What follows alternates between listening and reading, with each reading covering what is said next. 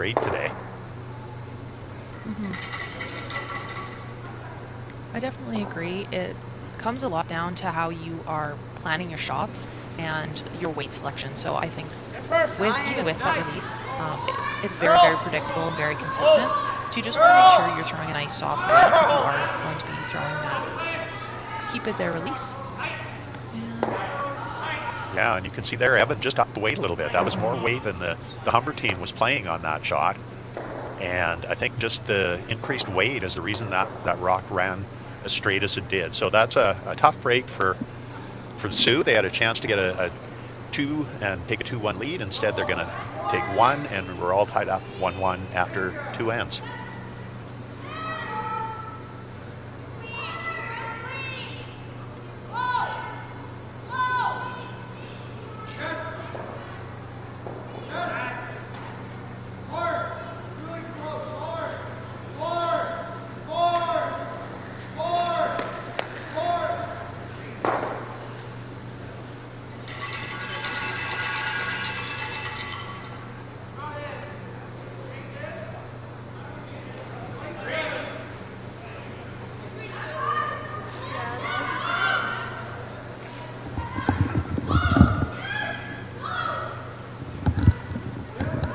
Okay, back for the third end.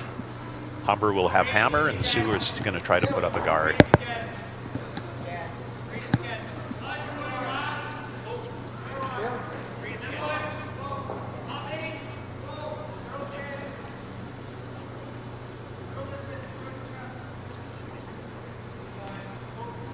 And that's a nice start by Jake Cloutier. Guard right on the center line, about halfway. And it looks like both teams are ready to go at it because Humber is going to throw a corner guard and they're going to go for their deuce here in the third end.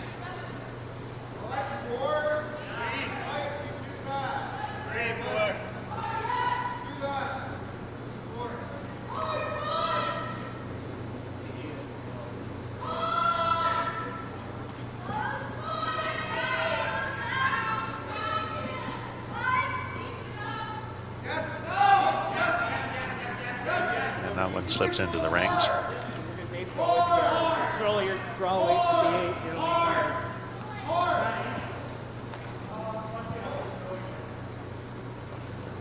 So even though that is quite a bit deeper than what Humber was wanting, still a very usable rock for them and something that the Sioux needs to deal with right away. Yeah, it's actually not a bad shot because one of the options for Humber in this end is to just play for a blank and try to keep the hammer to going into the even end. And in fact, that may be what they were playing there. So we haven't seen a lot of over curls, but that one, I think Jake just got a little bit inside. So now Humber will split the rings.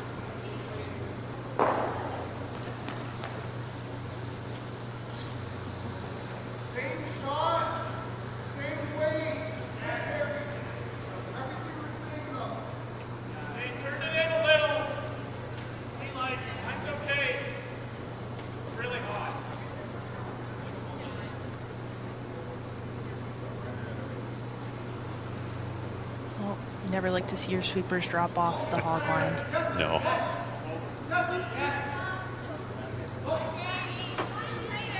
So just a little bit of the case of the heavies for the Humber lead.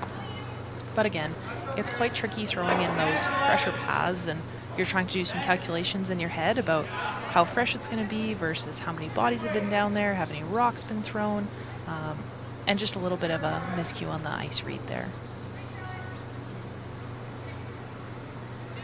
So Sioux will take another crack at this hit on the wings. This is Justin McKay.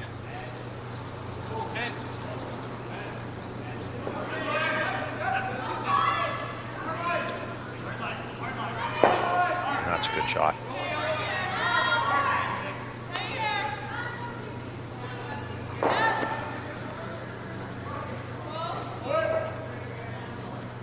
So Humber has two options here. They could throw the out-turn freeze to that yellow if they wanted to get a little more aggressive without their corner guard now. But they are electing to, it looks like, throw the nose hit. So they're just keeping play out in the wings to to make sure their skipper has that full 4 foot if they need it by the end of the end.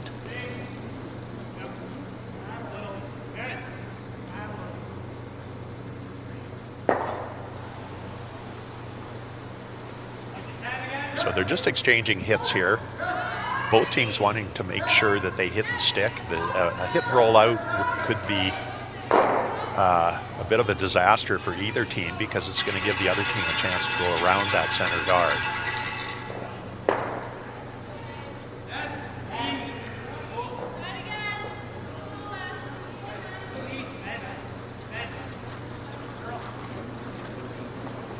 You can see both teams just playing really nice 10 and a half second hit weight on these shots. And they're much more able to control the curl and to use the brooms with that weight. This spot looks like it has a little bit more swing than the intern coming home. Just a little bit more predictable with everyone's throws on how much it's going to curl.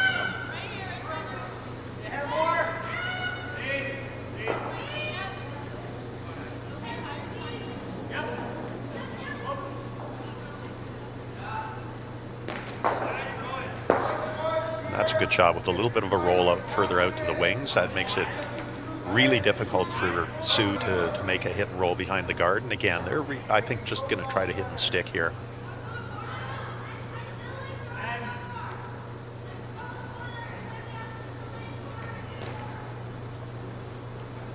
So you mentioned earlier, Catherine, some of the players who have played in these championships, and Matt Dunstone was one that you mentioned. Matt's U Sports Championship playing for the University of Manitoba came right here at the Cali Curling Club in 2014. That's the last time the championships were hosted in Regina. And that game was just one sheet over from the one that we're watching right now. And he defeated your University of Alberta team, which was skipped by Brendan Botcher at the time. So Matt Dunstone against Brendan Botcher in a U Sports final, that's a pretty impressive final, considering the career both of those players have gone on to have. Definitely, that's such a cool fact. I didn't know that they were here. Yeah.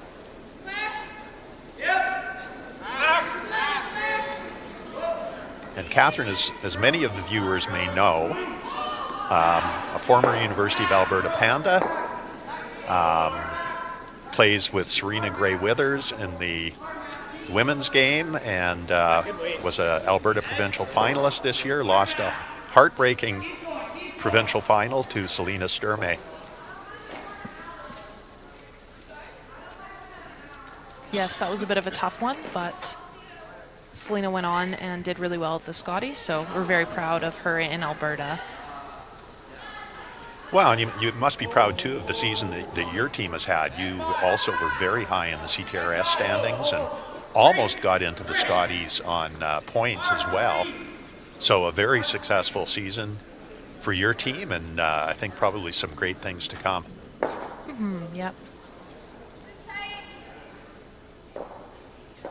Very happy with the season, and then that also goes back.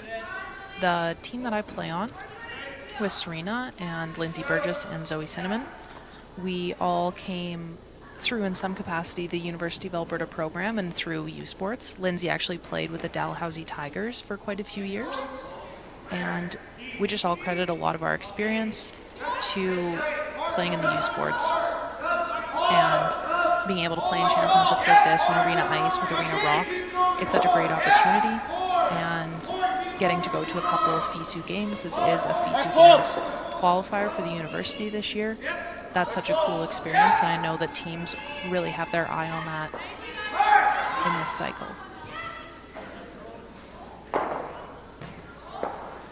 So a really nice tap back there by Noah Garner. That the Sioux had made a great hit and roll behind that guard, but Noah was able to play nice soft weight and tap that one back, and it's going to force Sioux to deal with that.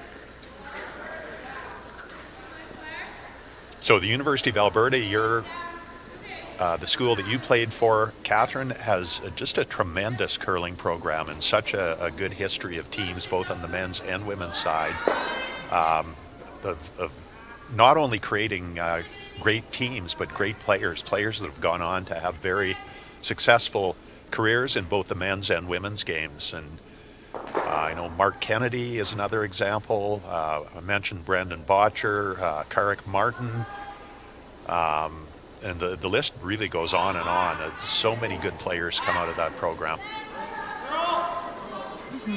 The head coach, Rob Krebs, is just amazing and gives the players a lot of structure from a young age. So giving us that technical foundation, and I would also say he is quite a stickler for time management. So learning how to schedule your days and showing up to things on time, I think when I reflect back on my time in the program, that was such a valuable skill to learn. And it's just great to, I guess one of the benefits of that program would be that you are there with your teammates throughout the week. So I think in a lot of Canadian teams, you're dispersed in different spots. So that's quite an interesting model moving forward in Canadian curling, that all the teams are practicing, they have a head coach, they have a structured program in comparison to traditionally how we've done things in Canada. So it aligns honestly a little bit more with the Scottish model that you see Great Britain utilizing over there rather than things that we've generally done in Canada, which is super interesting. Yeah, very interesting point. So we have had a lot of really good shots here in this end. Both teams making great hit and rolls, great chases on rocks behind guards, and we're seeing another nice one here, a very good soft weight hit and stick by Jake Horgan.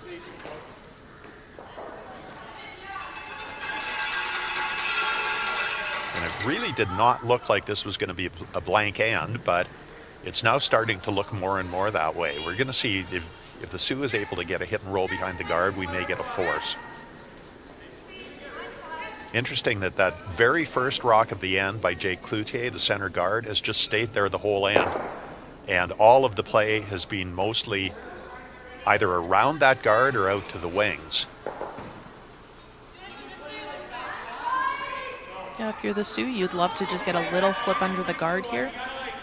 Even 3/4 of a rock under, and I would be surprised to see a blank attempt.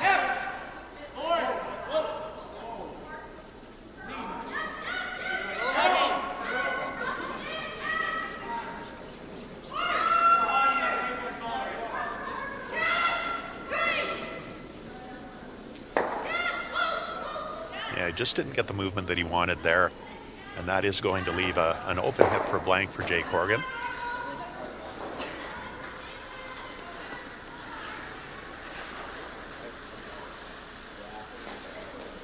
So this is a spot on the sheet that we haven't seen anyone throw yet.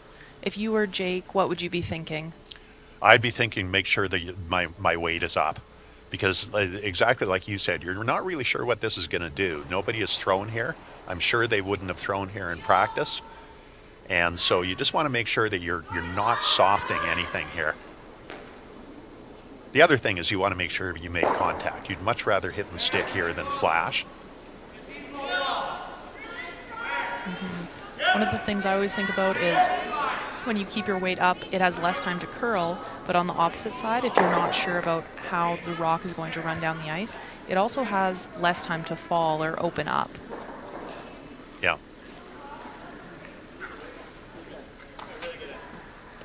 So that was a really nice shot by Jake Horgan to get the blank.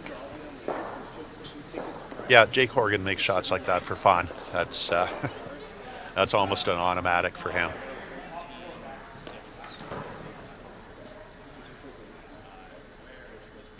So I was really impressed by the speed control on that last end. So I hope that the teams can carry that through into this next end.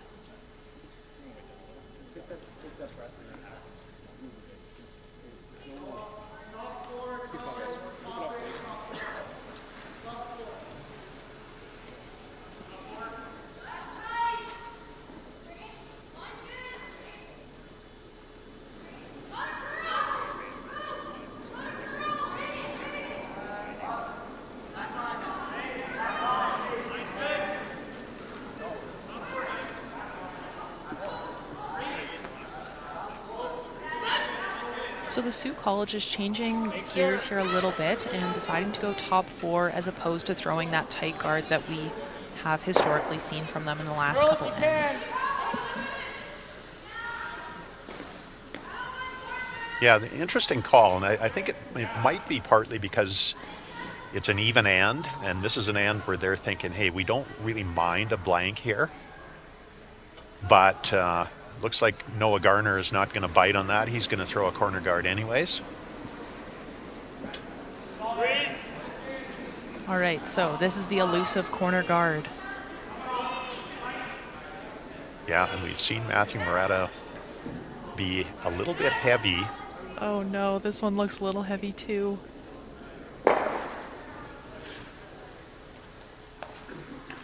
He's trying to stop.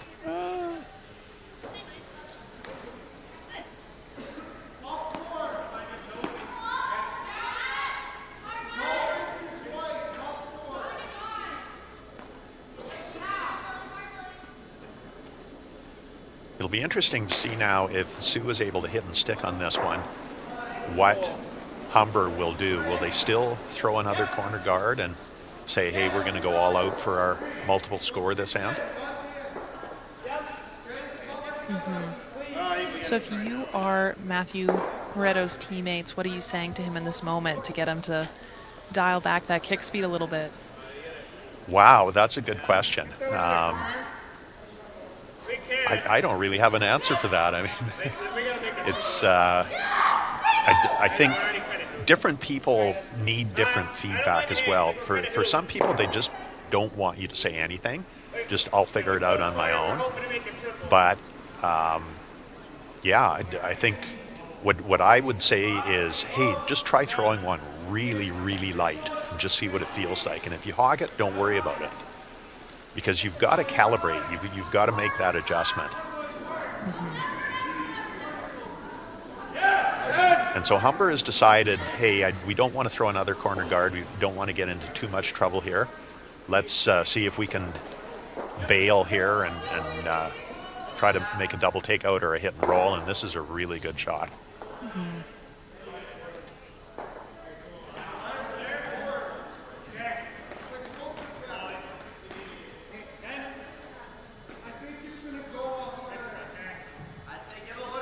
And that's one thing I find, Catherine, is really important for teams and particularly skips, is to know when it's time to go and when it's time to bail, when it's time to cut your losses and get out of trouble. And I think at this level, the U Sports and CCAA, where these teams are all fairly young, it's impressive to see how good these skips are at knowing that. Is that something that you found with your team that's really important, to be able to shift gears when things start to go bad in an end? Yes. I think that's when you see those threes show up on our scoreboards ever. That's because of just a lack of shifting gears, or not even on our skipper's part shifting gears, but on a lack of execution of being able to shift gears. So those shots up the middle, I know we haven't seen too many guards in play so far here, but the shots of the double peels up the middle are just getting to be so important to be able to get your team out of trouble and being able to successfully shift gears. There's a nice shot by Matthew Abrams. Almost made the double. The second rock did hang on. So the Sioux has got a chance now to hit and stick and lie two. But the good news for Humber is the rocks are going to be bunched, and there may be another shot at a double. So this is this really straight spot we saw in the second end. Quite a few undercurls here. And we do have a lefty throwing an out turn. So. Right, which sometimes means it will fall back a little bit more, because usually the out turn has got a little bit more of an outward motion than the in turn. But that is a very nice adjustment by Justin McKay. He made sure that he was not back on that, and the Sioux will lie too.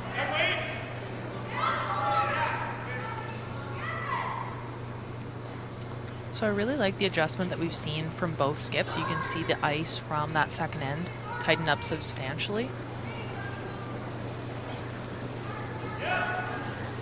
And even changing the turn that they're throwing, just because we had a little bit of a trickiness in the second end.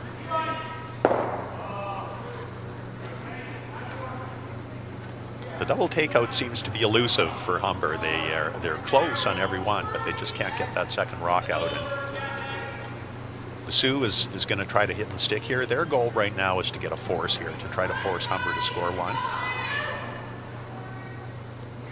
Humber's plan of going after the multiple score here kind of fell apart with that first guard slipping into the rings. And so now they're really just trying to get out of this with a blank. 11!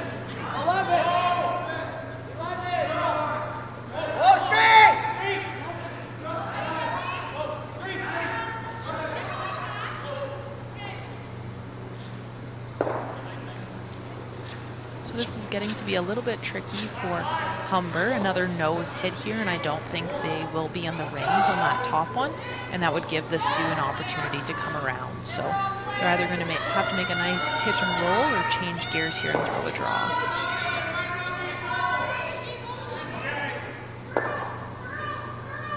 Well, they're looking at hitting the back one now, and that's actually a pretty good option. If they can hit that rock and roll behind the other one, that's going to make it a little bit complicated for the Sioux team.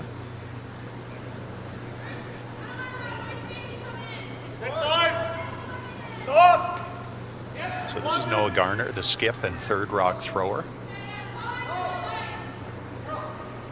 And again, they're in that path on the intern here where the rocks are just not curling very much, although this one looks pretty good. That is a very good shot. Yeah, the speed control on that was really impressive. It's quite easy once you get wider, just to second guess yourself a little bit. And is there going to be fresher pebble? Do I need to keep my weight a little firmer here and overthrow those? But that was a great job of keeping your weight down a little bit, letting the sweepers get into the shot, and making a really nice one because of that.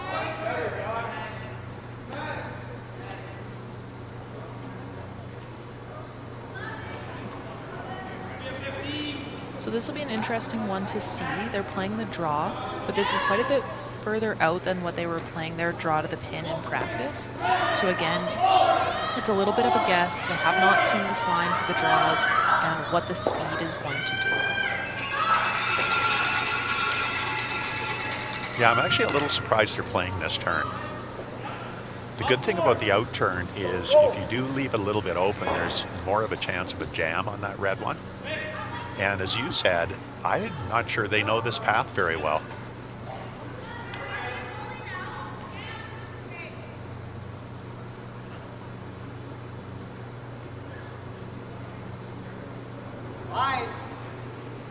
And that may in fact be what happened there. They may have got onto a little bit of fresh pebble a little further out, and it just didn't run quite as good. I was throwing at the Cali a couple days ago before they had finalized the ice and things like that, but I was finding that the further I went out into the 12-foot, the slower the rocks were running. So it was probably a 6-foot difference between when I was throwing at a broom mid-8 in comparison to mid-12, and that would make quite a difference for these players as well if that's also the fact today. Yeah, interesting.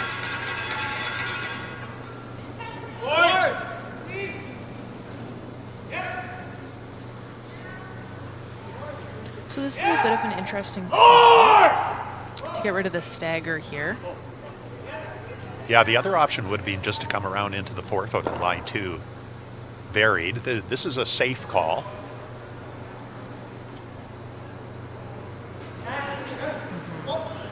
So definitely a focus on my team this year has been looking at those staggers. So when we look at our steal numbers and we go back and watch the game tape, a lot of the times those have a stagger within the end. So what that means is that there's 2 rocks out front, so you can't play a run back on them.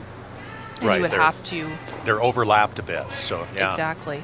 So what Jake Corgan elected to do there is to get rid of that stagger and just really make sure that the steal is out of play unless there is quite a miscue on execution on their part. But it was a smart call to ensure that there was no steals in play for them this end. Yeah, it was definitely a call to say, hey, we are really happy getting 2 here. Coming around the guard would have created more of a possibility of getting 3, but as you mentioned, it also brings the steal into play then. And I think that was a very smart call. Sioux now trying to play a hit and roll. Hard street! Hard! Get the roll! Hard, Ben! Hard! Go, go, go, go, go, go, go! Hard, Ben! That is very well executed. Great shot.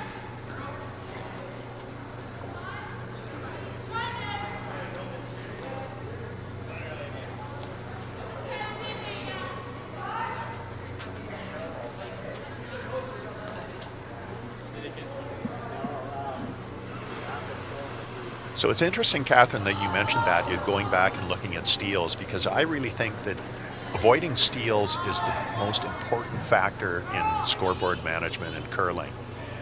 And, you know, when you watch the Scotties or the Brier on TSN, they talk a lot about hammer efficiency, the number of times or percentage of times that you get 2 or more with hammer. I honestly think a way more important stat is hammer protection. How many times that you are stolen against, because getting steals and not giving up steals is the most important thing in curling, in my opinion. Yeah, that's a really good point. I think when we go back and look at specifically my team games that we've lost, there are a couple steals on the board. So you can score as many points as you want, but if you're giving up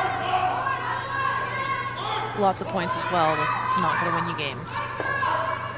So that's a really great shot by Jake Horgan there. Is that ever? That was not easy. On ice that is not curling very much, like this ice today, that is not an easy shot to play that with just backring weight and dig that rock out.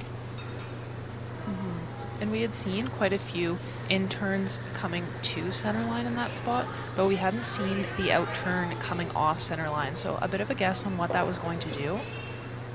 But great management by the sweepers and the line caller on that, as well as Jake just getting the weight right.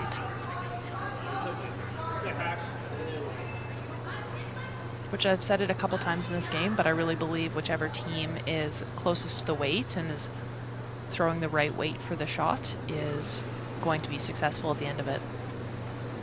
And, yep. Yep. Whoa. Yep. Yep. Whoa! Yep! Yes! Hard!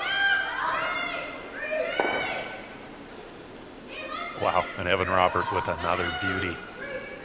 This has been an extremely well played and a lot of really good shots. And I'm not sure if Jake is going to have room this time to be able to get that out and save the shooter. Mm-hmm.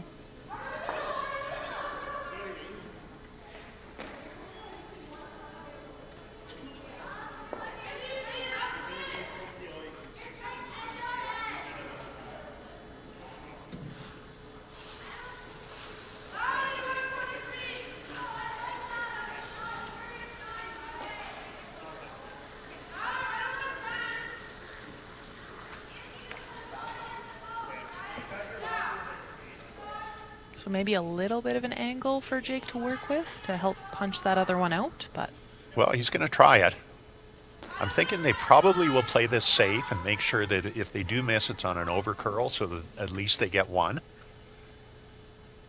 Mm-hmm. Again, very important to score in the fourth end. Keep the hammer in the even ends and stay ahead on the scoreboard.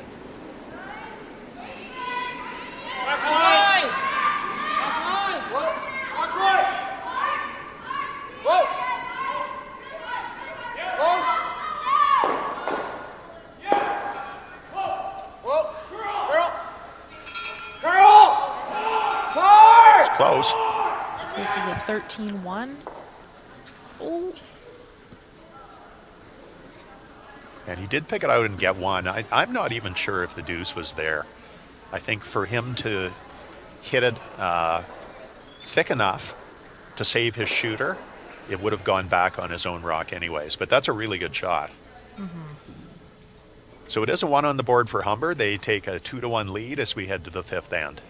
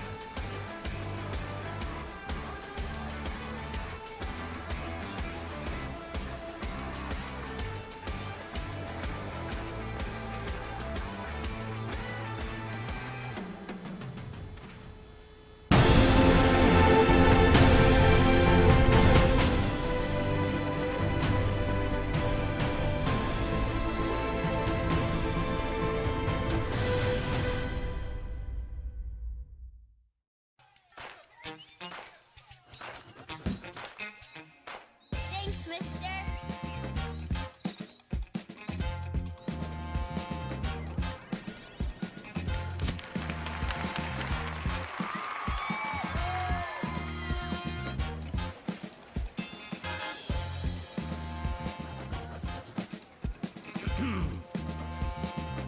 thanks. Want a s'more?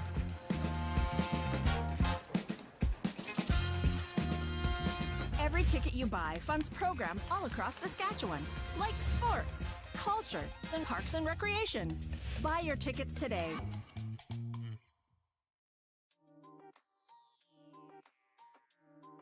I'm Dev Panchal. I'm a fourth-year film student at the U of R. I came here in Regina back in 2017 from India and finished my high school here, and I'm here since then. So the creative media team at the University of Regina is made up of students from all different faculties, and we are responsible for live event broadcasting for events at the university, which include our convocations for spring and fall, and our varsity sports events, any other events happening at the U of R. So my current role with the creative media team is a director and switcher. So I switch cameras, I am in communication with the team staff, I make sure that everything is operated nice and smooth, and I'm responsible for whatever goes onto the broadcast. And I think this has expanded my skills, so I can not only go into film and TV, but also get a career in this live event broadcasting. I think my biggest learning since involvement in the team is my people skills. I think I have interacted with a lot of students from different faculties, different backgrounds, which I was not able to get in my own class. And I think just talking to people, learning from them, learning from their experiences is a skill I value. So this hands-on learning experience has helped me open doors off campus. Some of them is working with the sports team, such as Saskatchewan Rough Riders and other media production companies in the province. I think creating media team is a great opportunity for hands-on learning, just because it gives you the opportunity to expand on your skill sets. Everyone brings different skills to the table, so I think they all come together to create a collaborative work environment. So I would recommend all students to explore hands-on learning opportunities that are present to them.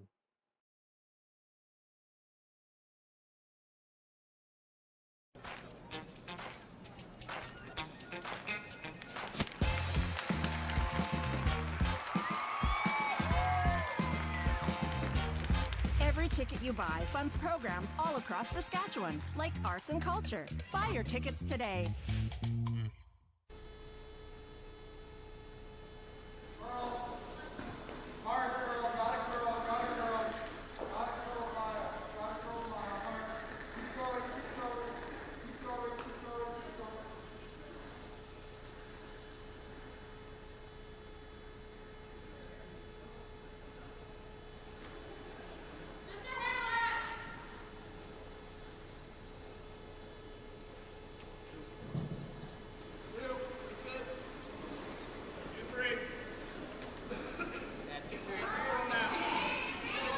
Okay, we are back for the fifth end. Brian McCusker here with Catherine Clifford, and we are covering the Humber Hawks and the Sioux College team, and it's been a really close game. We should mention that we have just been informed that Curl Canada is having an issue with their YouTube channel. And so if you are hearing what I'm saying, you probably have switched over to the University of Regina Cougars YouTube channel. And for the foreseeable future, this is where you'll be able to watch the feed of these streams.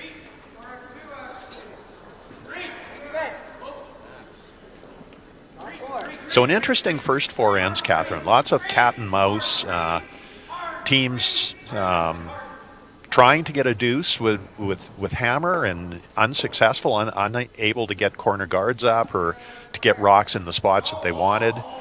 And that last end, especially interesting, a few really good shots, really good hit and rolls, a great pick by Jake Horgan on his first one, and then a perfect hit and roll by Evan Robert to save the end for the Sioux and force Humber to one. Yeah, and I think as the game goes on, you'll just continue to see the shot execution level get better and better as the players learn the ice. Well, and we are seeing that. We had a pretty ragged first end, actually, a lot of missed shots, and every end since then has been very well played.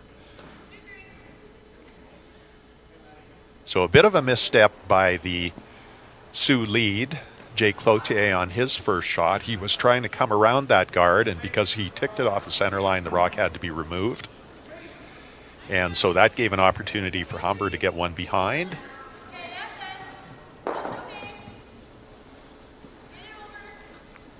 And Matt Moretta has done that. He's put it in the back forefoot, and now Jake Cloutier will try to come to that rock.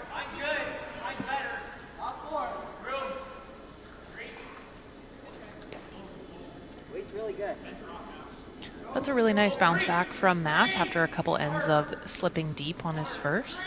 It's really nice to get that nice tight guard set up just in case your team needs to run it back a little bit later in the end. Yeah, now all of a sudden we're seeing a few over curls. That one actually pretty good weight by Jake, but it just over curled a bit. It did tick the guard, but because it didn't tick it off the center line, the yellow rock can stay in play. So that's not a terrible result. That yellow rock just short of the rings could be very valuable for the Sioux team later.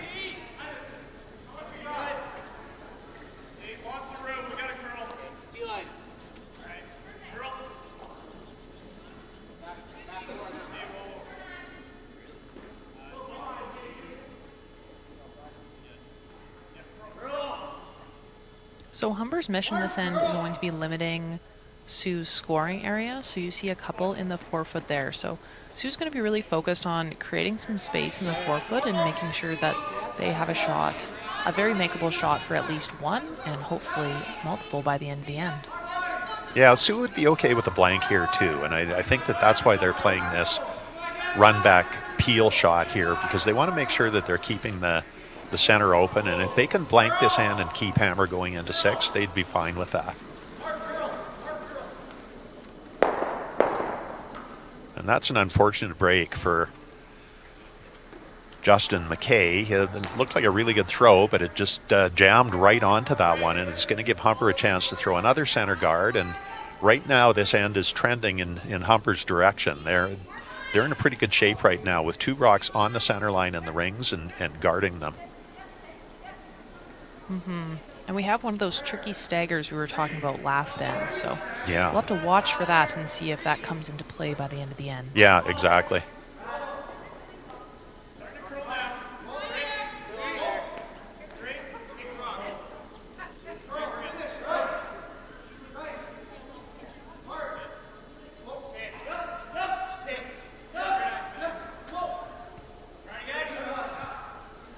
That's a really good shot by the second Matthew Abrams. And again, Sioux is going to try to run that one in and create some space.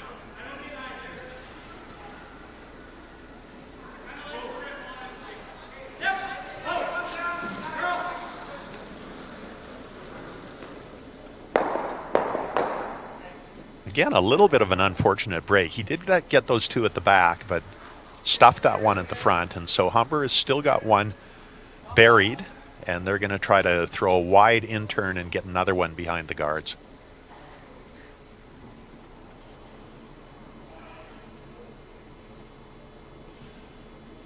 The Sioux team was telling me that even though they haven't played together as a team with this unit as the Sioux College Cougars for a long time, all 4 of them have known each other and curled with each other for quite a while. They played juniors together, so they're very familiar with each other. It sounds like they're all really good friends, and I think that that's a very important part of having a successful team. And you mentioned earlier, Catherine, the importance of all being together in the same community and getting to practice together, and that you don't see that a lot with Canadian teams, and it's unfortunate. Mm-hmm. And I think as we move forward, curlers are putting more and more of an emphasis on that. Being able to train together multiple times a week is just so important to keep up to the skill level of the rest of the world. Yeah, absolutely. So that rock that they just threw was a 16.5, and it made the top 12. So yeah, that's amazing. That is very, very fast. Mm-hmm. So, do you like to play on ice that is that fast? No. I like ice that's about 14 and a half seconds. And I think that's the kind of ice that you will see, for example, at the Brier in St. John's. That's what you're seeing at the Olympics in Cortina, is ice that's not super fast, but is more playable at about 14 and a half to 15 seconds. What about you? Do you like fast ice? Oh, that's a tricky one. I would say I enjoy that nice house weight of like a round of 15. Yeah. My team and I were out in Morris, Manitoba this year for the DeKalb Super Spiel, which is just a fantastic spiel. If anyone listening is thinking about going in it, I would definitely recommend.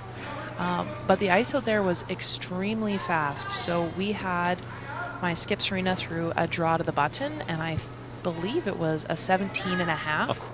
And it went back button with a sweep. So that's by far the fastest curling ice that I've ever played on. But just like everything, both teams have to play on it. And it was a bit of a challenge to figure it out and get calibrated. But I think that just makes you better at curling.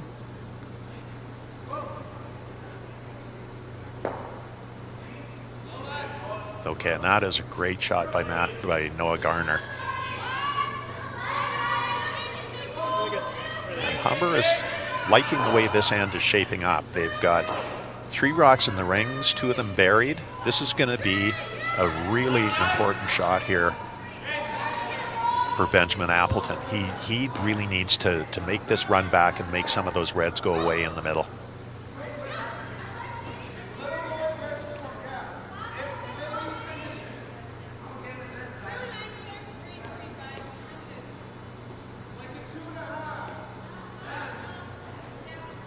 Softer than I expected.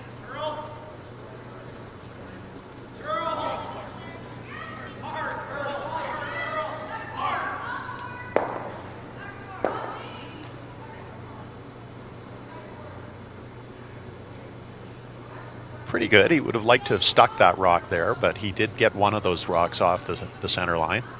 It's going to give Humber an opportunity to come in again, though.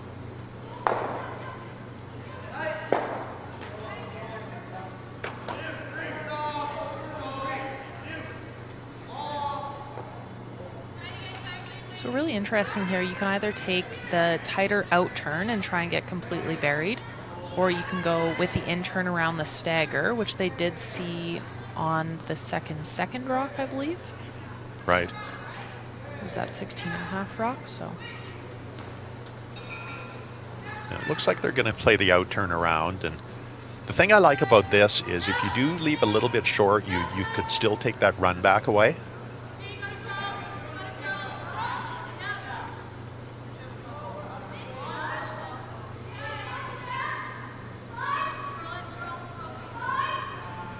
I think this is very well thought out. Even if you leave it, like you said,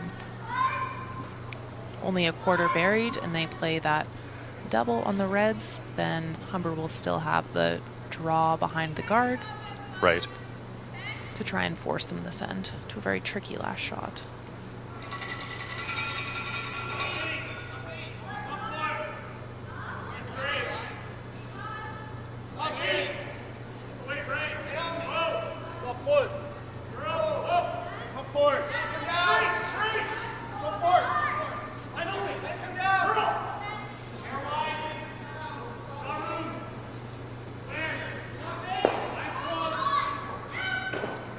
Good. Maybe just a little bit heavier than Jake would have wanted that. He probably wanted that in the front 8 foot.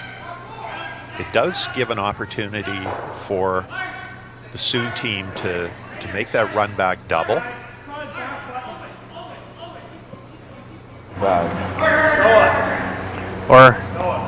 Or we could play like something here, hit there, and spell them. Yeah. Okay, straight back onto this one. Yeah. Yeah.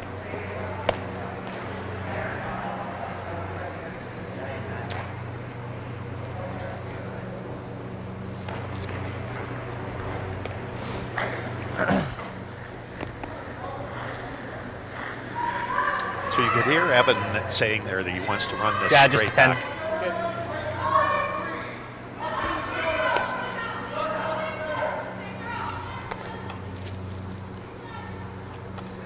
Hit it here on the inside. Or straight back's not bad. So they are trying to play that straight back and make a double on those two reds. If you could stick it right there, that could really turn this end around. And I really like his weight selection here. Hopefully he'll get a little bit of curl. Oh. Oh, a little bit of plan B there. So he glanced off that one that was staggered. And it's going to force Humber to do something with that rock. That actually turned out pretty good for Evan.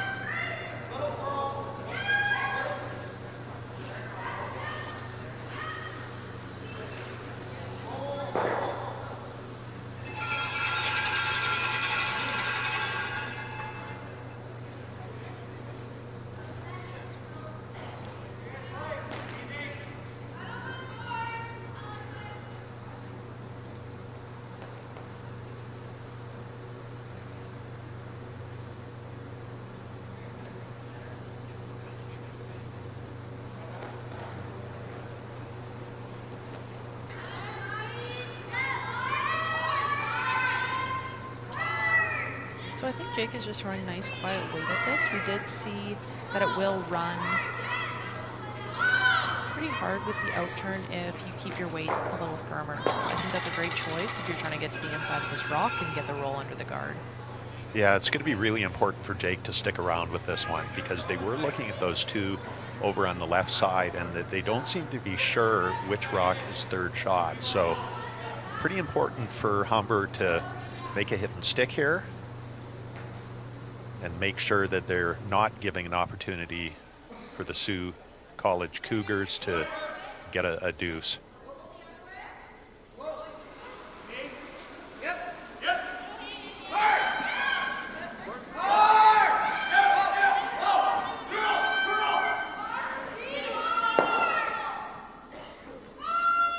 That's very good. It's actually good for him that he moved that back red one as well. Yeah, that was a great shot. And as you mentioned, Catherine, great weight control. Like that was probably about an 11 and a half second hit. And in such a straight spot, both teams have got fooled by that spot. So very good weight by Jake Horgan and a good call by Noah Garner. So it looks like the Sioux is just going to play a soft weight tap back on that rock at the back forefoot, try to get through the hole and get their 1 point here to tie the game up. Once again, this is a very big shot. I'm a little worried about this. It seems like these outturns are running very straight with minimal curl at the end, but we haven't seen one quite as close to center as this, so I'm hoping for the Sioux that it gets a little bite over that center line late and makes the shot. Yeah, and then you have to worry about touching that yellow guard. You're absolutely right. This is a spot that they haven't played. It's a little bit different because this one should climb over the center line.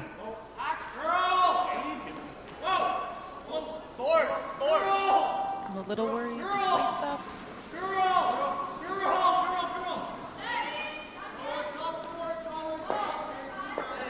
Oh no.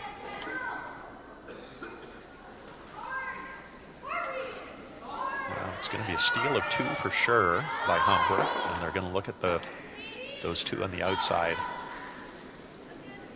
But you called it, Catherine. That's exactly what happened. That did not look like a bad throw at all. He had nice soft weight, maybe a little bit more than he wanted to throw, and it just could not climb over the center line.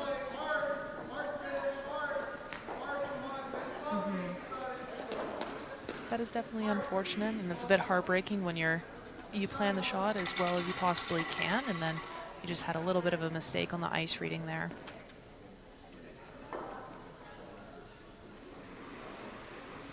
Great end for Humber, though, and they all credit to them. They played a very good end. They had Sioux chasing for that entire end.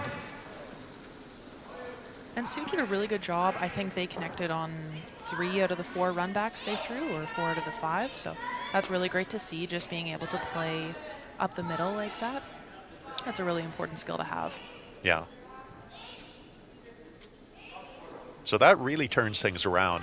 That was a very close game, just back and forth, and a good opportunity for the Sioux to tie the game up, but instead it's a steal of 3, and Humber with a 5-1 lead now as we head to the 6th end.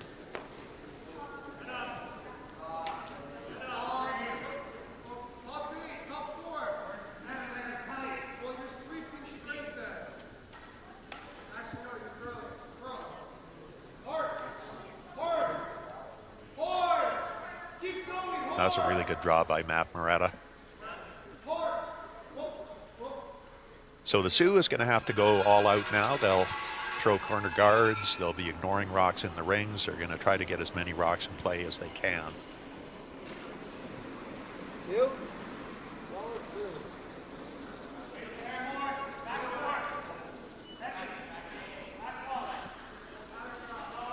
So luckily for them, it looks like there's lots of movement coming off that center line. So hopefully getting around, they'll be very successful getting around corner guards.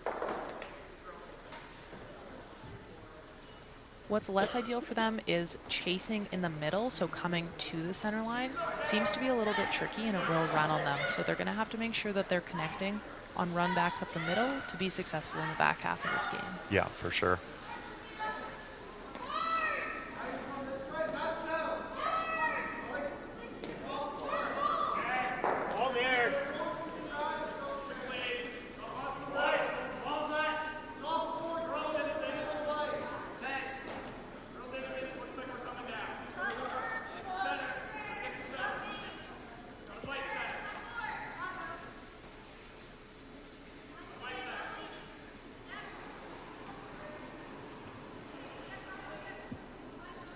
That was a well-swept rock, including Matt Moretta getting up and helping sweep his own rock as Jake Horgan was taking a break there, so it's a pretty good guard.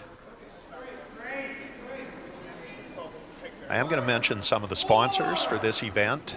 The University of Regina Alumni Association, Sask Energy, Regina Hotel Association, Sask Lotteries, SaskTel, Sherwood Co-op, Great Western, Tourism Regina, Old Dutch, Sask Milk, Rolco, and Tourism Saskatchewan. All very generous sponsors that have been instrumental in making this event such a success. So thank you to all those sponsors.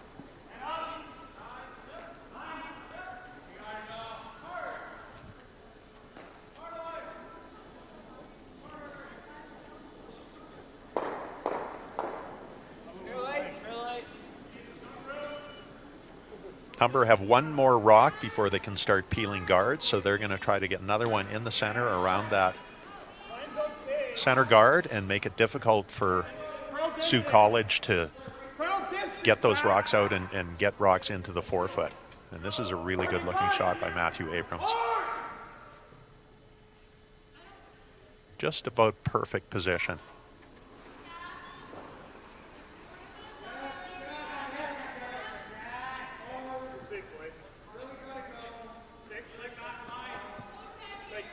So this is one of those times that the Sioux has quite an advantage having a left-handed player on their team. In this spot, when you are throwing from the right-handed hack, it's a very steep angle to come just across the center line. Whereas when you're throwing from the left-handed hack and they get to throw their in-turn, you can see quite a bit more of that red stone, and it's a much more makeable shot. Yeah, and especially with the in-turn where you're going to get a little bit more movement anyways with most players. Oh, a great throw. Very good shot.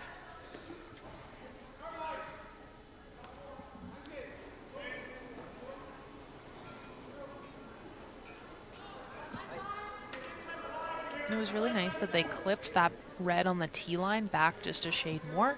Anytime you can push your opponent's rocks behind the back line and get yours in front of them, it's always a happy time for your team. Yeah, absolutely.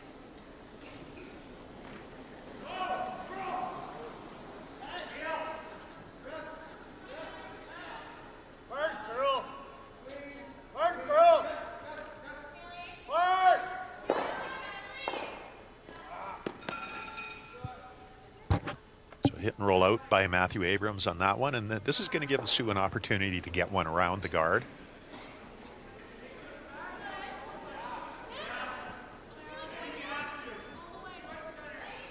So we just saw that in-turn hit stay quite straight coming off the center line, a little bit straighter than I would say we were seeing the out-turns move off the center line coming home.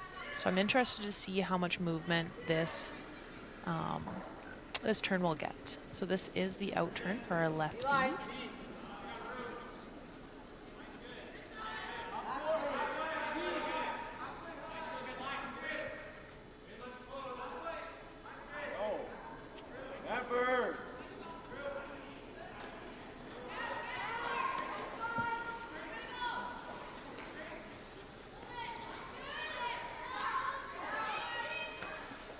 It's a very good shot, but you know that it's a good point that you made, Catherine, because that did not move a lot past the guard. Good enough though that it's buried enough that Humber feels that they may need to run that guard. And this is a good call, I think, with a 5-1 lead. There's no sense getting cute with that rock and try to come around and tap it. If you give up 2 here, it's not the end of the world by any means.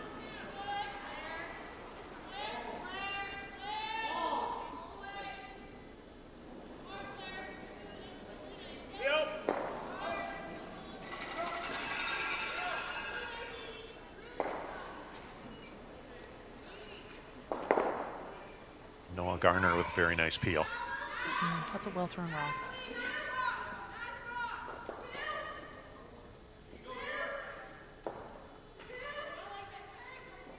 So my question for you, Brian, some after school programs when kids would start curling, if you were left-handed, they would just say, no, you're throwing right. Do you know any secret lefties that throw out of the right-hand hack? No, I don't. Do you? Well, actually, my fun fact, both Selena Sturmey and I also believe Desiree Hawes are secret left-handers. Oh, really? Yes.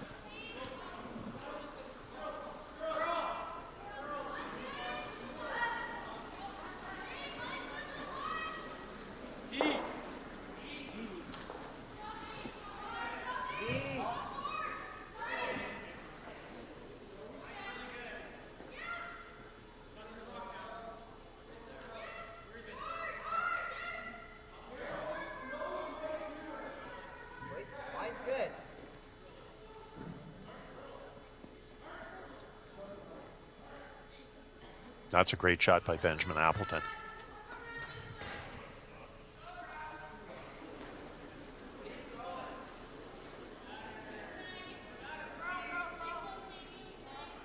So this puts Humber in a bit of a quandary. They're 4 up playing the 6th end. They really want to play it safe. They don't want to give up a big end, but they don't really have a lot of good options here. They could run that guard in. And that's what Jake is looking at right now.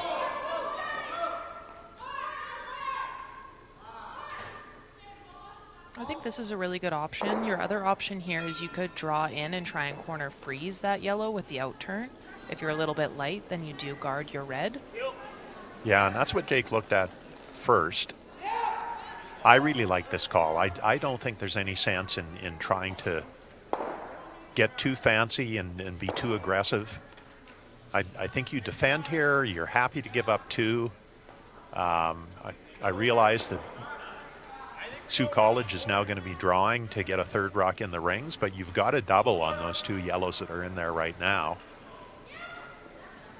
And that red rock in front was not helping Humber College, and I think it was good to get rid of that rock, and they took a shot at running into the yellow and just missed. So Benjamin Appleton now will try to come around that corner guard, get a 3rd Sault College rock in the rings. I think this should get some nice movement off the center line.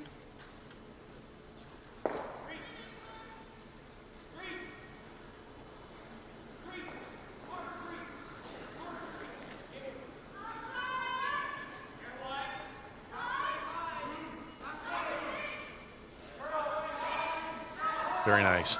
2 great shots by Appleton.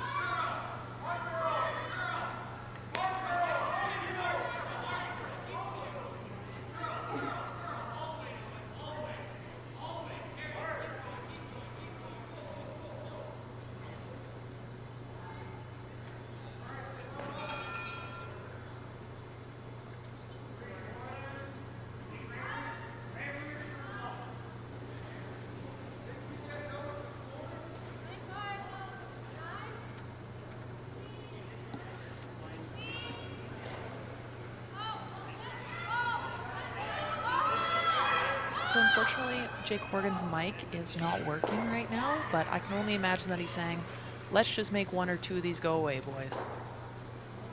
Exactly.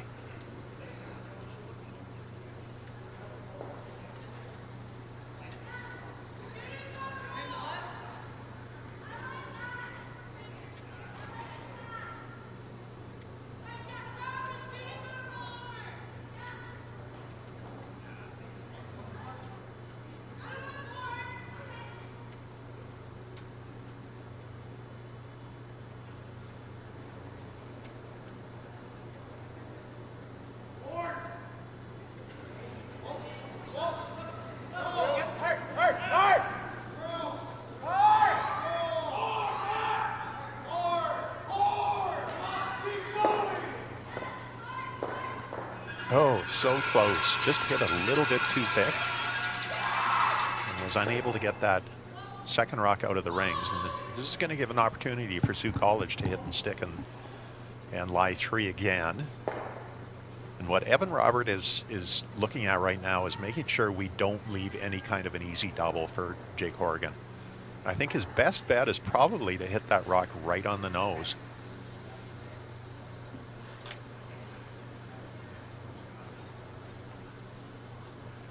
Probably have to play the free, or we'll try to get something. Yeah. Yep, just a 10, guys. Stay close.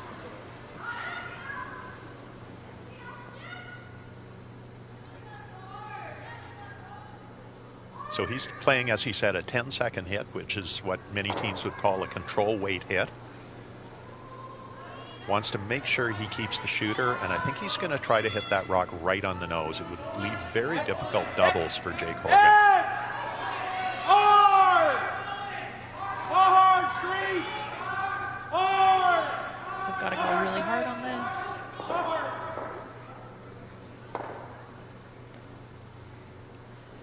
Yeah, it looked like he just turned that one over a little bit.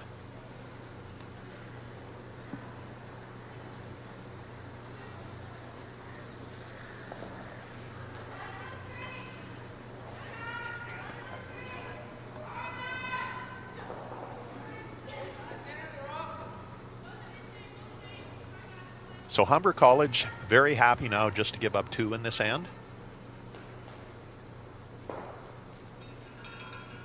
They'll try to just make this one go away. As you can see, Jake throwing big weight. He really doesn't need to stay here. And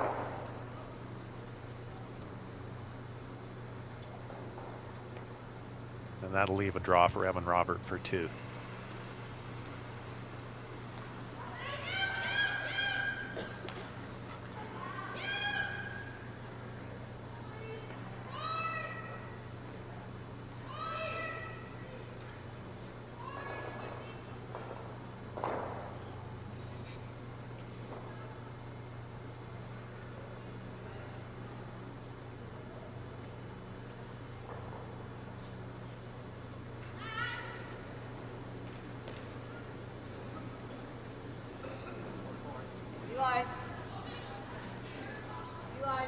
The sweepers seem to think it's pretty close.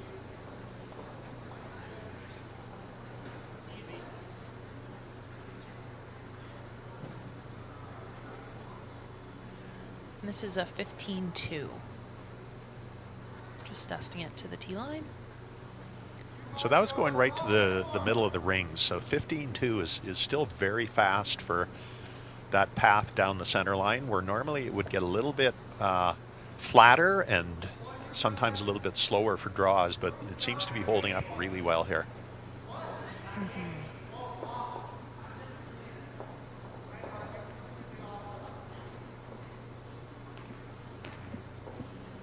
So the first multiple score for Sault College, and that was a really well executed end by them. They made some very good come-arounds, especially a couple of really good ones by Ben Appleton at third. And actually had a chance for a 3, just an unfortunate hit and roll out by Evan Robert on his first one. But a big deuce, it keeps them in the game, and they'll be going all out now in the 7th end for a steal.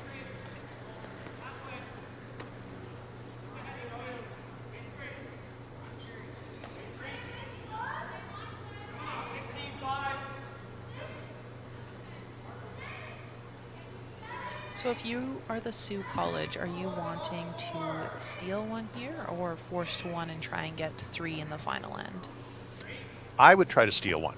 I know you have to steal 3 ends in a row. You got to go steal, steal, steal to win the game. But I really think that I like that better than being 3 down coming home. And the Sioux will try to throw a short guard and then a long one. Unfortunately, that one overcurled a little bit. So it does actually give the option for Humber College to play a tick on that shot because it's off the center line, but they've chosen just to draw open side. They're going to ignore that rock.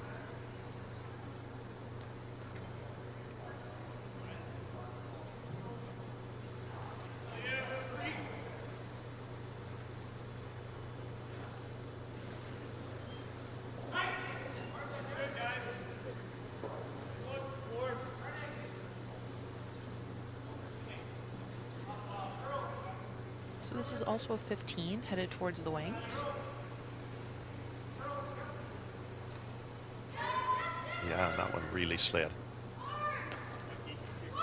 Matthew Moretta struggled a little bit with his weight early in the game, but he's got it dialed in now. He's made a lot of good draws in the last few ends. Yeah, and you really have to feel for the leads. They're a bit of a guinea pig out there. They're throwing in all these fresh paths, and you're expecting their rocks to be in the right place to give you an advantage for the rest of the end. It's a hard position. It really is. And it's become so much more important with the way the game is played now, with the no-tick rule, with 5-rock rule. So important for the leads to get their rocks in a good spot. And the other thing that makes it difficult, Catherine, is in most cases, if there are mismatched rocks, the teams are giving those to the lead. So they've got to figure that out as well. Lots of times in junior play, you'll see the mismatched rocks go to the seconds. And then as you get further down the line in your competitive development, lots of times, like you said, they'll hand them to the leads. So it would be interesting to see on these teams who they're giving those mismatched rocks to. Yeah, exactly.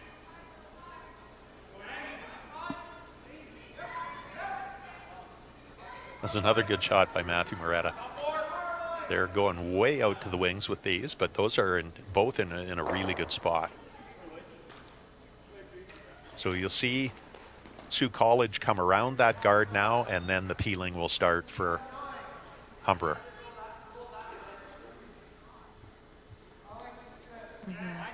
So do you like Humber's play of throwing that to the wing, or would you have rather seen them come around that double center guard? I think that there's no right answer to that. I like coming to the center, but I certainly understand this strategy. They want to make sure that they're not clogging the center. One of the issues with having those rocks on the wings is it limits the way that you can play peels now. You're only going to be able to play them on the outturn side because you don't want to run into those rocks on the side. And when you put the rocks in the center, you don't have to worry about that. You can peel on either side. So Matthew Abrams now is going to try to run that rock and hopefully get the rock in the rings out as well. But it looks like he's just going to play a single peel here, and that's fine. That's a good shot for Humber College. They're really just trying to keep things open as much as possible.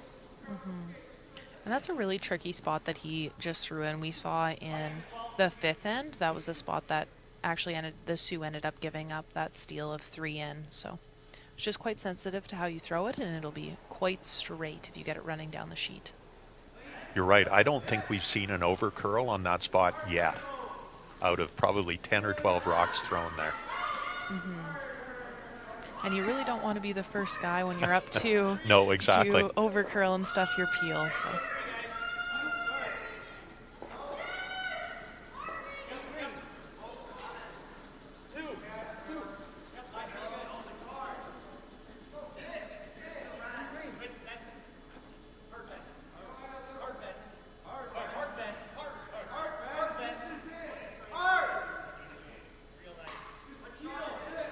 So a really nice setup for a steal here by the Sioux.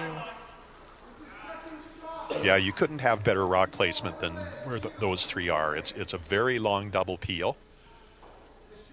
And your rock in the rings is in just about a perfect spot. Full front 4.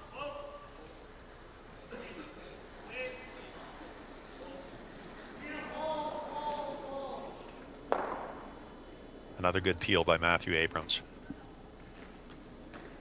So I expect Sault College will try to replace that rock, try to get another high guard, make it as difficult as possible for Humber College to make a double peel.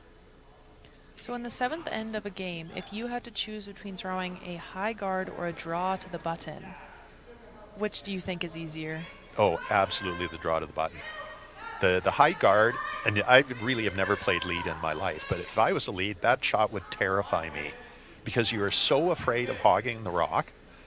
And you do see the high guard a lot of times thrown deep, I think for that very reason. It's just a really difficult shot to play. And it looks like he just made it pretty perfectly. Yeah. So really great shot there.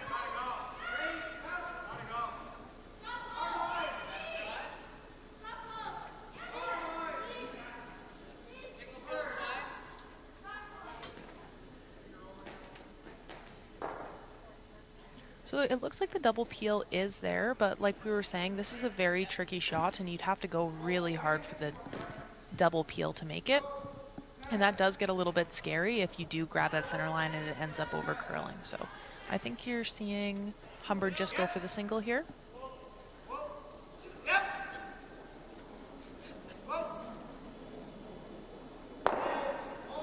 Yeah, it looks like they played a very safe version of the double peel there. They thought, hey, if we can make it, great, but let's not miss this on the low side. Let's make sure that we're getting the single peel, and that's exactly what they did.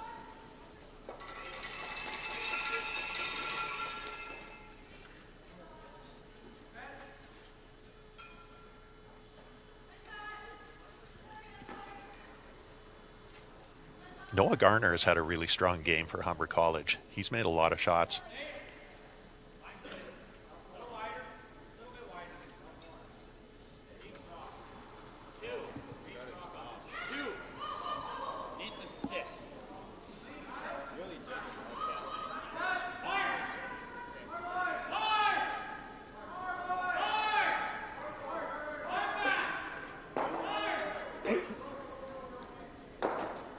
So even though that guard came just a little bit deeper than the last, it has super nice line.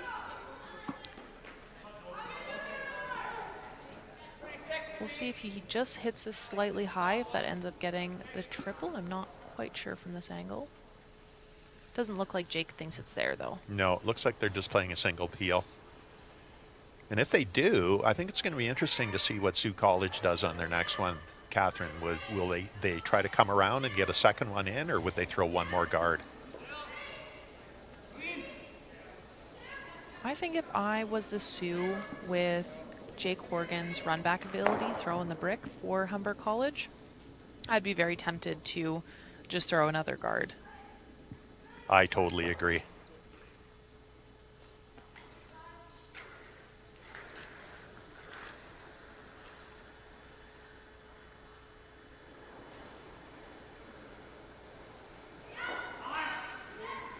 So on a totally different topic, Catherine, I'm going to ask you as an elite competitive curler, what do you think about the players who are sweeping with the bunny hop sweep style? do any of the players on your team do that? Yeah, our lead and actually our second does quite a bit as well. I think at the end of the day, you just have to do what works best for your body type. So Zoe and Lindsay are both just a smaller framed individual. And to get enough body weight on the broom, they found that that's most effective to do.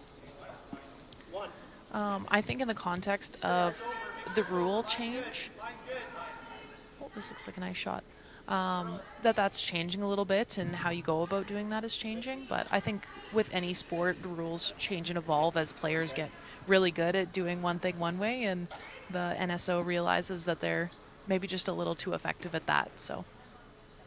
Yeah, it will be interesting to see. I agree with you. I think that the bunny hopping especially is effective for carving rocks, and you see some of the top players doing it. Rasmus Rano, for one, is an incredibly effective sweeper. On the women's side, Taylor Anderson-Hyde on the U.S. team, Tabitha Peterson's team, extremely effective at carving rocks. And it just totally makes sense to me that if you can get all of your body weight on the broom, that it's going to be more effective. I just know, like, having tried it, it's impossible for me to do. I just don't. You'd have to have incredible core strength, I think, to be able to do it the bunny hop style. Like, it's very difficult to do. Mm-hmm. So Humber College has called a timeout, and this is a very interesting situation because they could peel the guard and then know that Jake would have a run back double on his last one, or they could try to chase that rock. As Catherine mentioned earlier, unfortunately the Humber College microphone is not working, so we can't listen in on this conversation. What would be your preference here, Catherine, if this was your team? Do you go after the chase here, or do you just play it safe and try to peel the guard? I would be very tempted to, they're motioning the hitch and roll. I really like that call. Make Humber look at 3 on the wings. If they don't make it completely, then it's game over. But I do think that in that, you would play it with the out turn, and I don't think, just shot planning wise, that that's a smart way to go about attacking that. I think that spot's very straight, and it's going to have to be a really precise shot to make that.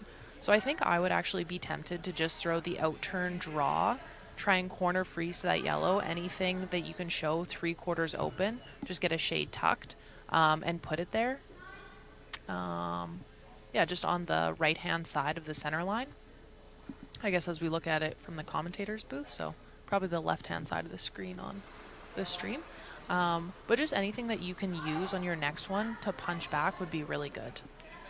Yeah, I agree. I think chasing that rock is just because of that spot in the ice, and as you said, they just are not curling there. I think it'd be very difficult to chase that and get shot rock out of this.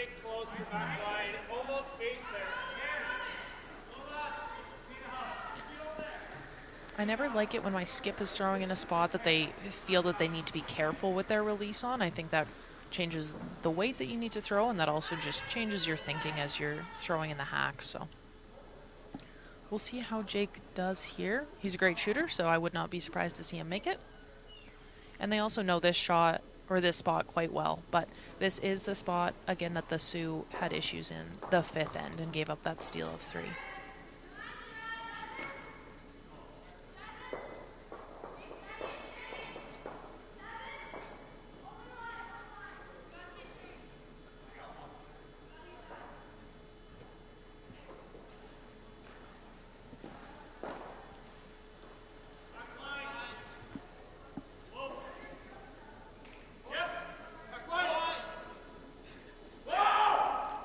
Really close. Now trying to get a carve on it.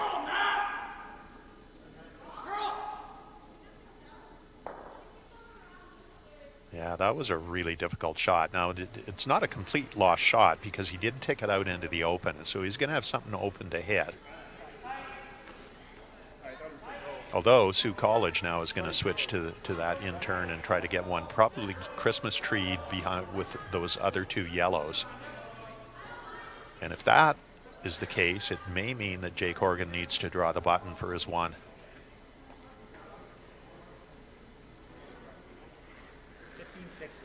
Now this is that spot, Catherine, where you timed a rock earlier at over 16 seconds that got right to the 8 foot. So this may be the fastest spot on the ice.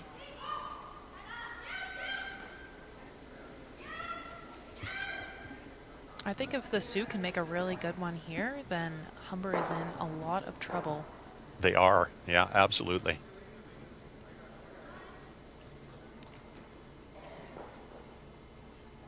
So I think ideally this rock goes about half buried under that yellow and top 4. And the miss on this one would actually be going top 12. So anything to it or light. But if we are a little bit heavy, it's not quite as ideal. His line looks perfect. And maybe just a little bit heavy. Not a bad result, though. He's got shot rock on the button. And now decision time for Humber College and Jake Horgan. Do you just hit the open one, give up a point, and keep that 1 point lead with Hammer coming home?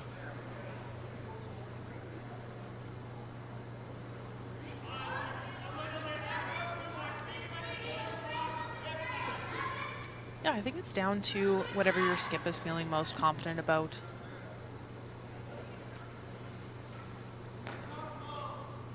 I can't remember Jake throwing a draw in the last few ends. No, Can you? I don't either. So I think we will just see him. He's motioned for the hit here, and I think that that's based on what he's played today and his comfort level. I think that that is aligning with that. Oh. Or he's also just played this shot, so a delicate tap back.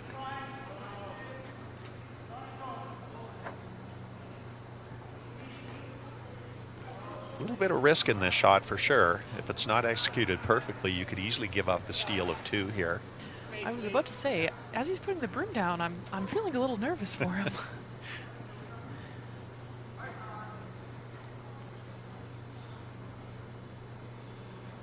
I have to say, as a coach, I'm not crazy about this call. I would be encouraging Humber College just to hit the open one, give up a point, be 1 up with Hammer coming home. You have a very high percentage chance of winning 1 up with Hammer.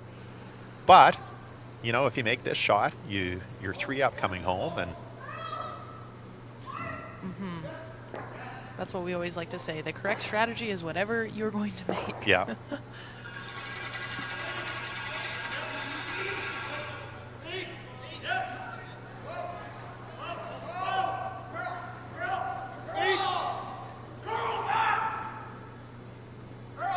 Oh, this is...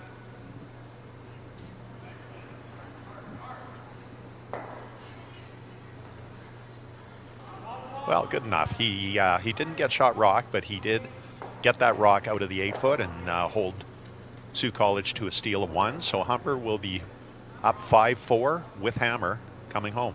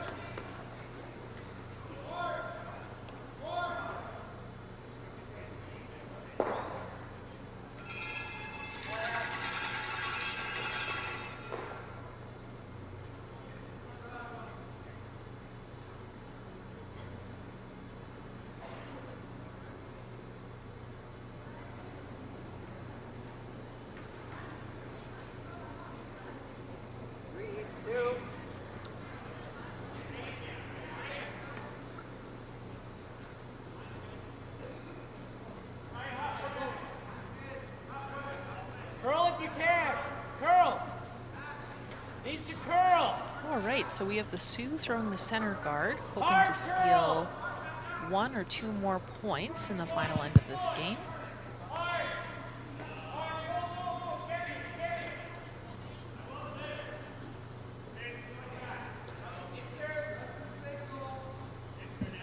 Would you ever be tempted to tick that yellow rock, Brian?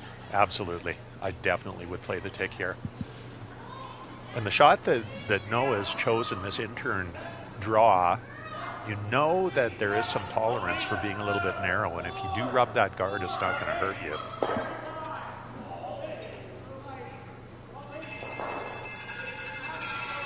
Would you play the tick? Well, I do have to give our lead Zoe Cinnamon a bit of a shout out. She has played many ticks throughout the year, and there's only been one single one that she has missed. So if I have her throwing it, I for sure am playing the tick.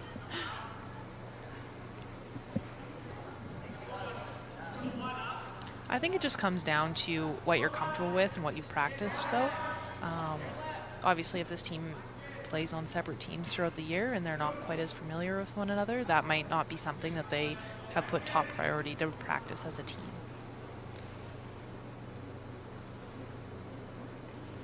You know, the tick shot is interesting. When the free guard zone first came into play, which is before you were born, I'm sure. But when that first happened, we all thought that that tick shot was almost impossible. Oh, nobody's going to make that shot. It's way too hard.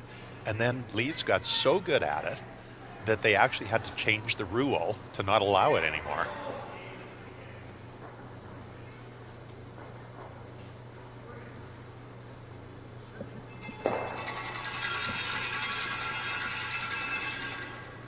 So 2 guards thrown by Jake Cloutier, and Sault College will be happy about having 2 guards, but not happy about the position that they're in, because that is going to be a fairly easy double takeout at some point for Humber College. You almost have to throw a long guard on your next one and try to protect those 2 and keep Humber College throwing at the long guard.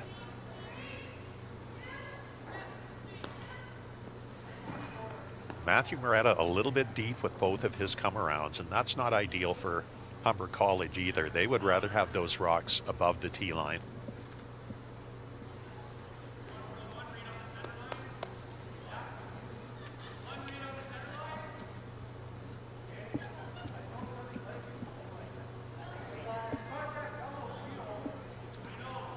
Anything behind the tee line in this end is probably just helping the Sioux, and anything in front is going to be a friend to Humber.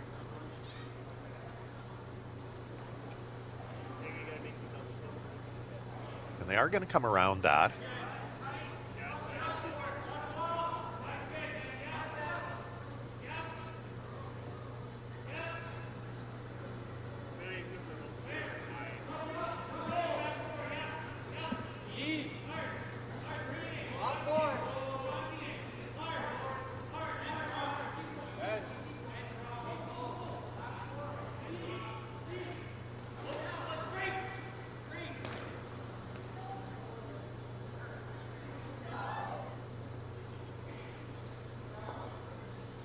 Just a little bit late on the sweep on that one. They didn't really get on that until right at the very end, and it ended up coming up a little bit light, and it's kind of an in-between shot that is going to make it pretty easy for Humber College to get a double peel here. Mm-hmm. They've got a few options, actually.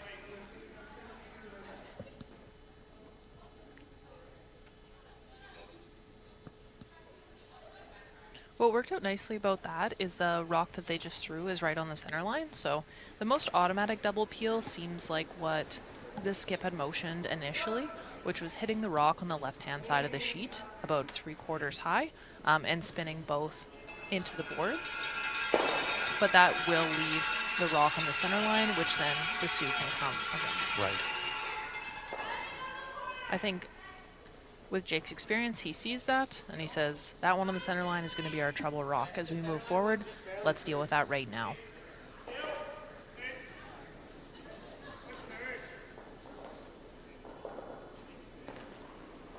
So it looks like they're throwing the intern, trying to come into this yellow, and then clip the yellow on the center line.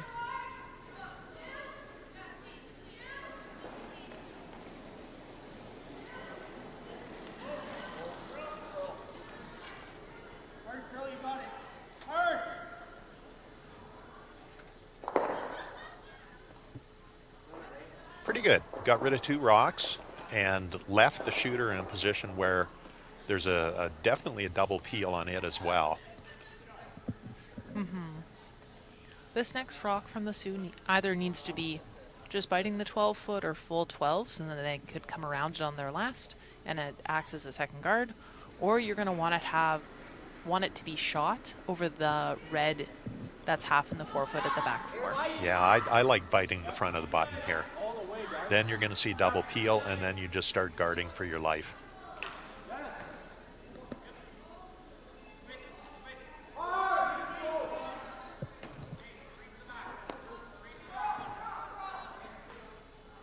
Yeah, they want to make this good. That's not terrible. That's a very usable rock. Yeah, that one was actually a little bit tricky because you either wanted it high enough to come around it, or you wanted the shot made and you would be guarding it. So Right. that's a little bit of a trickier spot, but I do think that they can get around that, potentially if they double peel this with the out turn, lock a freeze onto the back red, and then you're back in business. Oh, just missed the double peel. Just had to come up a little bit more.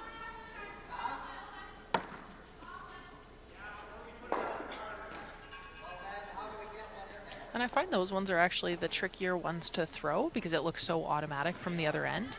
But it's really a shot that you need to sit in the hack, really focus on making, and then throw it to make it. Yeah, you could see Matthew Abrams was a little bit upset after that shot. I think he thought he had it made, and it just didn't come up enough.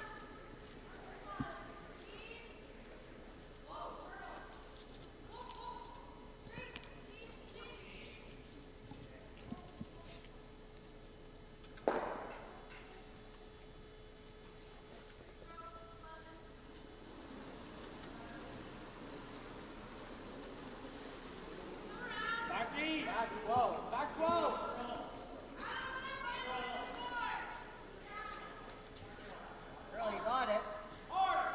So it looks like the Sioux is playing a tap here. Yeah, it's coming in pretty good. You want to make sure you get shot rock with this. Oh, it's a That's real very well done. nice. Yeah.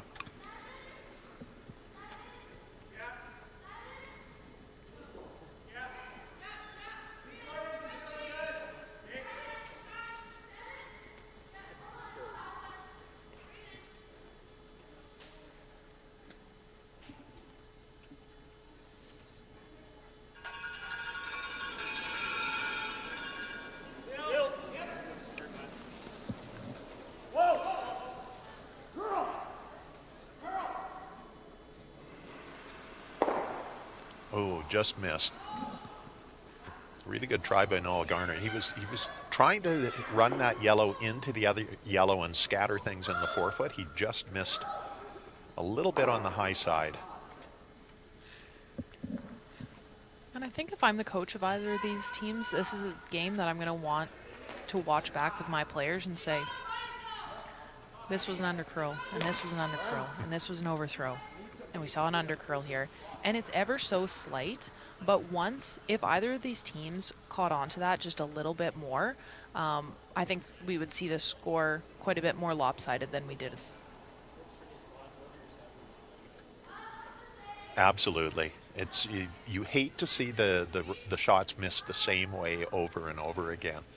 And it's not like they're missing them badly, but you know, shots like that with a half an inch more curl would have been a really, really good result for Humber College. But as you said, they're missing on the broom side consistently, both teams.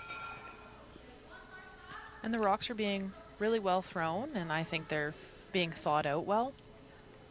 It's just going back and really finding out what the ice is giving you on that day is probably the most important part. It looks a little bit tricky out there for the players, so I think just really dialing into the sheet shape and the speed is going to give either of these teams an advantage moving forward after this game. Yeah, and in fairness, the ice is running very differently than it was yesterday. There was a lot more curl yesterday. But, as you mentioned, that's something teams have got to adjust to. I mean, that's a big part of becoming an elite curler is how quickly you can make that adjustment. But I think the awesome part of that is that both teams are so close. So once they see it for themselves, that adjustment becomes very automatic, and they're successful instantly after it. Yeah.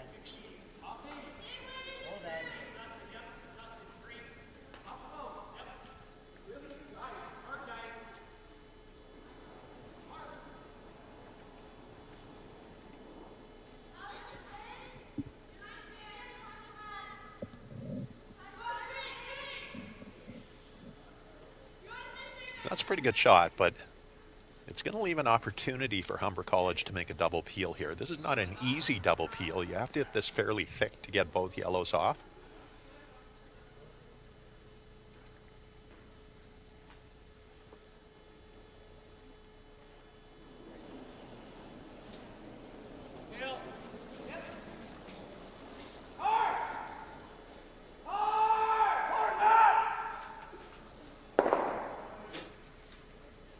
Not a bad result. He got both yellows. He left his own there, but now at least it's his own color.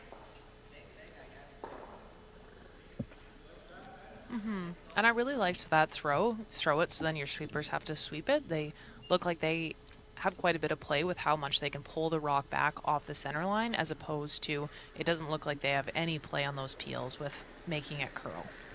Yeah, I agree. That was a good adjustment. And interesting, right after we talked about so many shots being missed broomside, we had one missed across the face. But I like that better than missing it on high side and just jamming the yellow.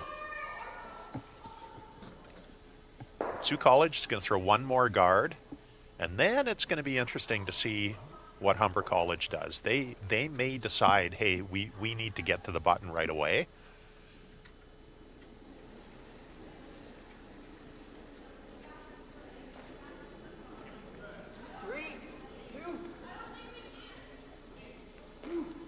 I don't know if you were watching the Scotties final, Brian, when Marcel Rock came out with Caitlin Laws, and it was kind of the same debate of, okay, let's either win it on your first or you can peel it and you have to make it on your last. And Marcel's advice was that he liked to win it on your first.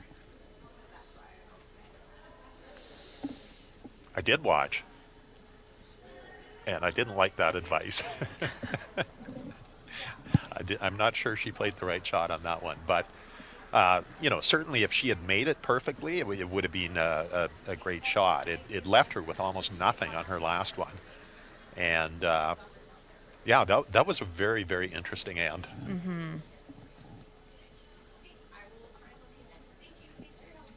So I really like that Jake has seen this line earlier this end.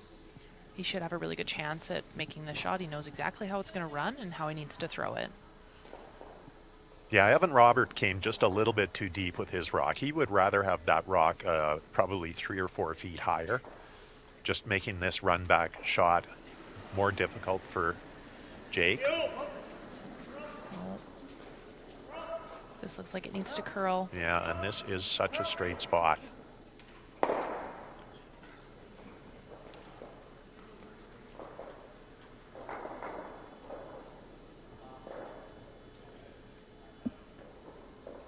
And Sault College is going to call a timeout, so Do you like same thing, or do you like? let's listen in. If you go off to the side a little bit, then he has the draw, right? He hasn't played a draw all No, I game. know. Which one do you want to leave him with? What you're saying? You can leave him I don't same mind thing. leaving him the draw. You could put a top 8 over there. Top 8, and you're giving him the same hit. You stop it. Yeah, Do like top 8 on the left side of it. yeah, just on that, just biting the center. But then he just like the open draw. It's pretty easy draw. So right on the center, do you think? I think you gotta give him the same shot. You gotta give him Like here.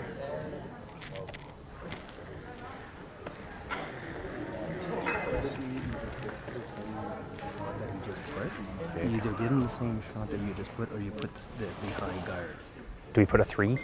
You can put a 3 Yeah, like a and cover that line Yeah. because it's so straight there for the Okay. draw. Yeah. 3, like just on off This Because side you can of show them, yeah, like just off to this side of the center line. this side? Yeah. I can't tell because Or do we go dead on the center Side of line? the center line. Yes. Like, I don't you just mind. Show them a little bit on this side. I don't mind dead on the center line either. Tight, but off For what? Here? Or Same line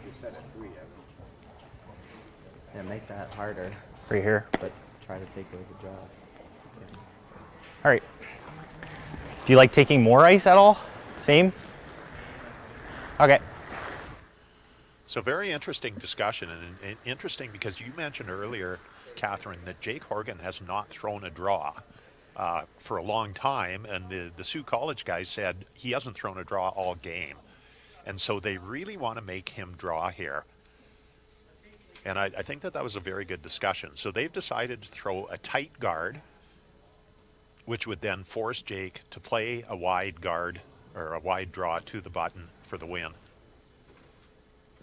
I like this call. I think this totally makes sense. You're just trying to steal one here and get to an extra end. I definitely think so. 3. Easy. Misses light, guys. 2, 3. Ben's rock. Ben. Hard I Ben. really like this call, and it's always Hard tricky Ben. if you haven't played a draw all game to Whoa, play line's a draw good. in the very last end of a game.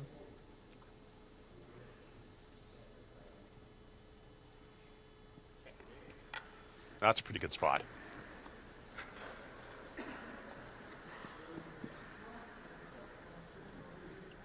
It's actually a really good spot because I love the line on that rock. He didn't put it right on center line. He put it staggered a little bit, so it makes Jake go a little bit wider with this draw. And there's not a lot of room there in the forefoot. He's got to be full forefoot, almost touching the button. Mm-hmm.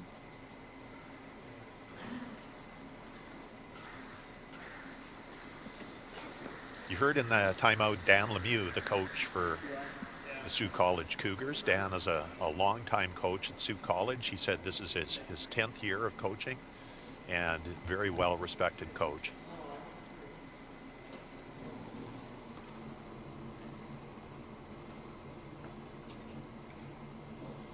So Jake Horgan, playing third on John Epping's team, is probably pretty used to throwing bombs all game and then having to make a big draw. So I'd say he's got a pretty good chance of making this. I'll predict if it is somewhere close to a 15, he should be pretty close. Cutter is close.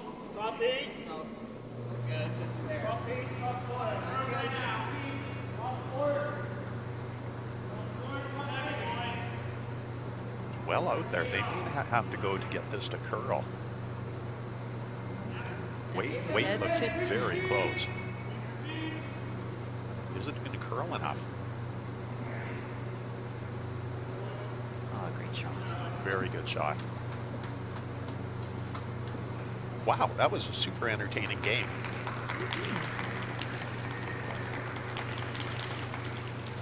So a big win for Humber College. They go to 2-0. Sault College Cougars dropped to 1-1, but still very much in it. And I have a feeling we may be seeing these teams again in the playoffs. Yeah, I definitely agree. Well, thank you, Catherine. It's been a pleasure doing this game with you. I'm Brian McCusker. It's Catherine Clifford beside me doing color commentary. And thanks very much to everyone for listening. And I hope you will keep tuning in to the University of Regina Cougars YouTube channel for more games throughout the week. Thanks again.